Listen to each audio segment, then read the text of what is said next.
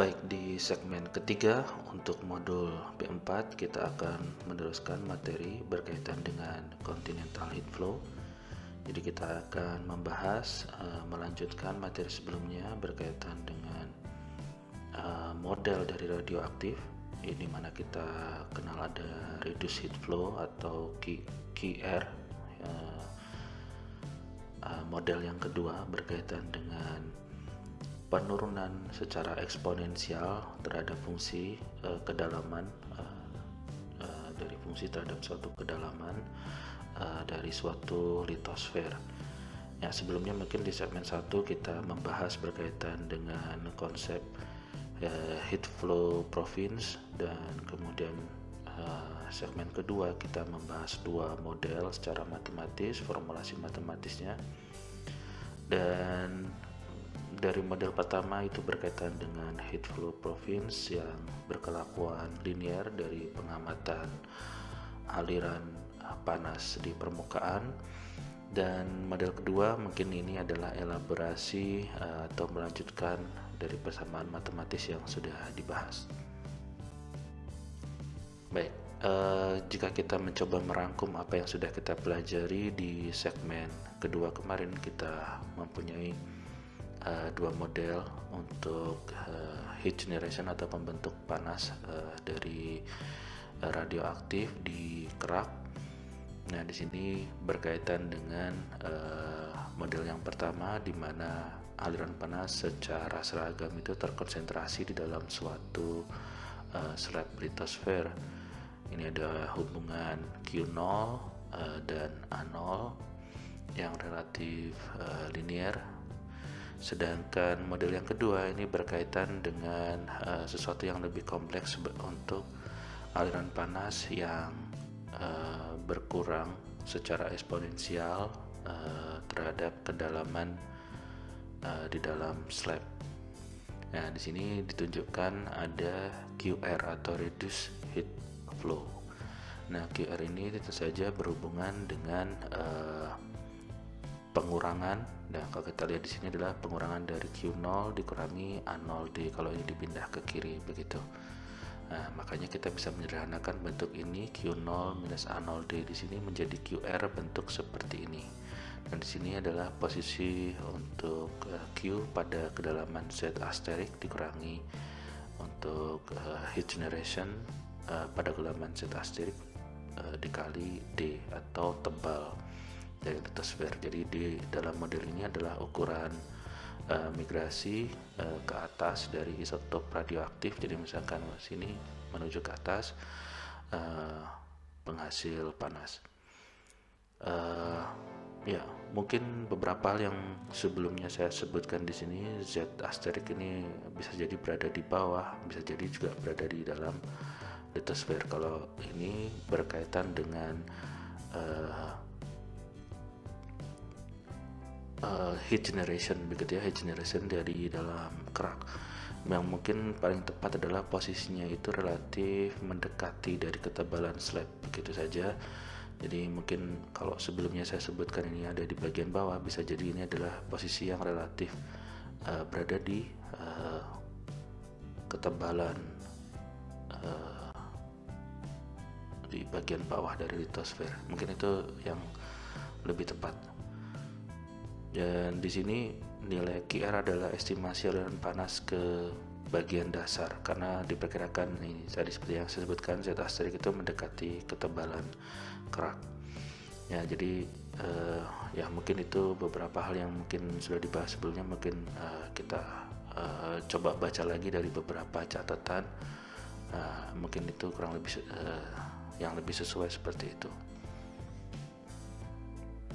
Nah, untuk yang model kedua ini terus terang akan kita coba tunjukkan terkait dengan kompleksitasnya, karena beberapa data itu memberikan indikasi yang bisa sesuai dengan model yang kedua ini. Jadi distribusi eksponensial produksi panas ini diperkirakan akan memenuhi hubungan linear yang diamati antara aliran panas permukaan atau Q0 dan pembentukan panas di permukaan juga atau anol ya, karena hubungan antara QR atau reduce heat flow untuk model yang kedua ini.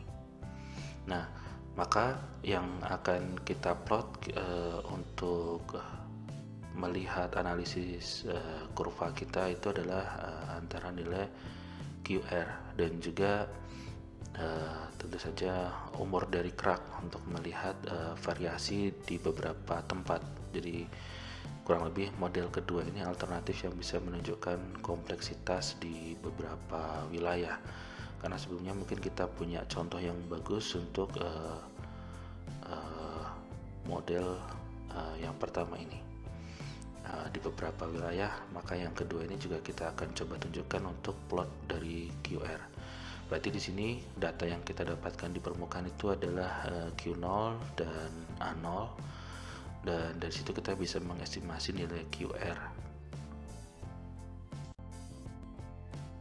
Jadi beberapa bukti untuk variasi distribusi vertikal yang berbeda di antara berbagai isotop radioaktif itu ditunjukkan di beberapa wilayah seperti ini, dan plotnya ada di sini. Banyak variasi aliran panas permukaan yang diukur disebabkan oleh pembentukan panas radioaktif. Berdasarkan hasil ini disimpulkan kurang lebih seperti itu. Jadi kita akan plot untuk reduced heat flow atau QR yang diperkirakan dari tadi, diperkirakan berdasarkan data tadi, yaitu berkaitan dengan Q0 dan A0. Dan tentu saja model dari ketebalan litosfernya atau D-nya. Oke, aliran panas yang berkurang atau reduced heat flow diplot terhadap umur litosfer. Nah, jadi kalau berdasarkan data ini kita punya fluktuasi yang cukup tinggi di sini pada usia atau umur litosfer sejak peristiwa tektonik atau thermal terakhir itu 300 juta tahun ini memiliki fluktuasi yang seperti ini, dan kemudian relatif stabil pada umur 300 juta tahun sampai yang lebih tua. Jadi mungkin ada variasinya berada di kisaran 25 plus minus 8 miliwatt per meter persegi untuk QR-nya. Dan di sini kita melihat ada penurunan ya, kurang lebih berdasarkan fluktuasi ini. Karena di sini relatif stabil, sedangkan di sini mungkin datanya masih relatif fluktuatif, dan situ menunjukkan adanya variasi dari komponen radioaktif. Dan di sini ada beberapa plot untuk beberapa area. Di sini adalah keterangannya. Ya, di sini ada yang berkaitan dengan Australia bagian barat, ada di Central Australia atau Australia Tengah, ada Eastern Australia atau Australia bagian timur, ada di posisi atau di wilayah Brazil, ada di Amerika dan seterusnya. Ya, ini ada keterangan terkait dengan plot data ini. Jadi berdasarkan data dan prediksi model litosfer samudera menunjukkan bahwa seharusnya tidak ada perbedaan yang signifikan antara model struktur thermal litosfer samudera dan kontinental. Perbedaan thermal sebagai konsekuensi dari perbedaan umur antara litosfer samudera dan benua. Ya, maksudnya kita melihat di sini kurang lebih modelnya semakin lama atau semakin tua umur dari litosfer itu relatif akan berkurang, dan ini perilakunya relatif mirip sebagaimana ketika kita mempelajari untuk litosfer di samudra atau ya di wilayah oseanik begitu. Ya, jadi kita sudah menunjukkan untuk reduced heat flow, terus kemudian untuk model berkaitan dengan konsep sebelumnya heat flow province ya mungkin itu ada hubungan linear antara Q0 dan A0. Baik, kita lanjut. Ya, kalau coba kita rekap dari bentuk ini, ya sekali lagi kita punya posisi atau model litosfer seperti ini dari ketebalan 0 sampai D, yang mungkin sekali lagi untuk posisi Z asterik ini adalah berada di sekitar ketebalan bagian bawah litosfer. Dan dari situ kita mengenal ada persamaan dari model yang pertama tadi untuk Q0 sama dengan QR plus A0D, dan juga yang model kedua ini juga bisa ditunjukkan dalam bentuk yang relatif sederhana seperti ini atau bentuk yang lebih panjang seperti ini. Nah, dari sini kita coba kembali tentang pembelajaran kita di awal berkaitan dengan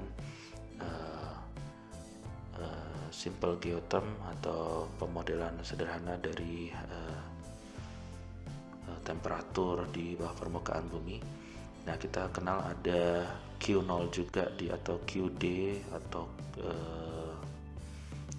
aliran panas yang ada di bagian bawah. Nah, dari situ kita bisa mendapatkan informasi berkaitan dengan estimasi yang kita perkirakan ini.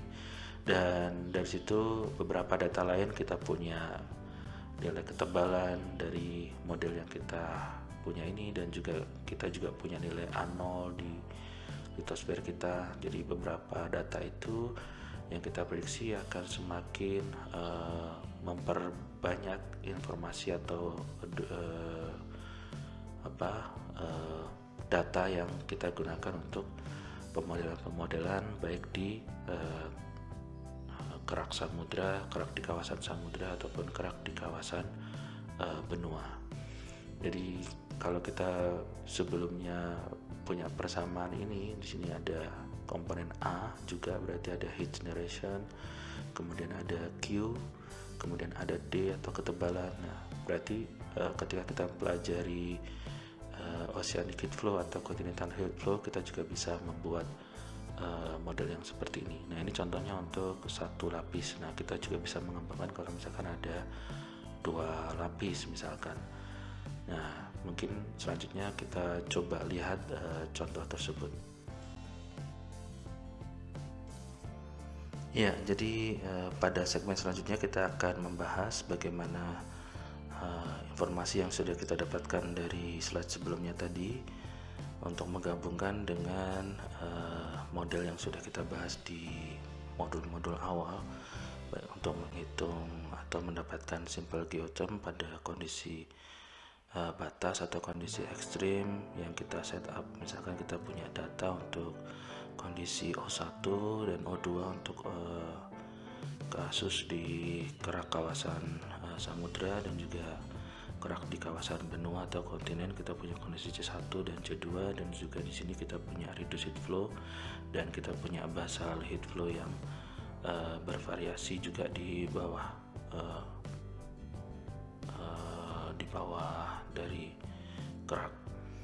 Nah, beberapa data ini kita bisa hitung menggunakan model yang dua lapis begitu ya, karena di sini kita punya lapisan bagian atas dan lapisan bagian bawah. Kalau sebelumnya kita mungkin punya model untuk simple geotherm hanya untuk menghitung misalkan satu lapis, dan di modul-modul awal juga kita sudah tunjukkan ketika kita akan menghitung juga untuk geotherm untuk dua model. Oke, mungkin sampai di sini untuk segmen kali ini. Terima kasih.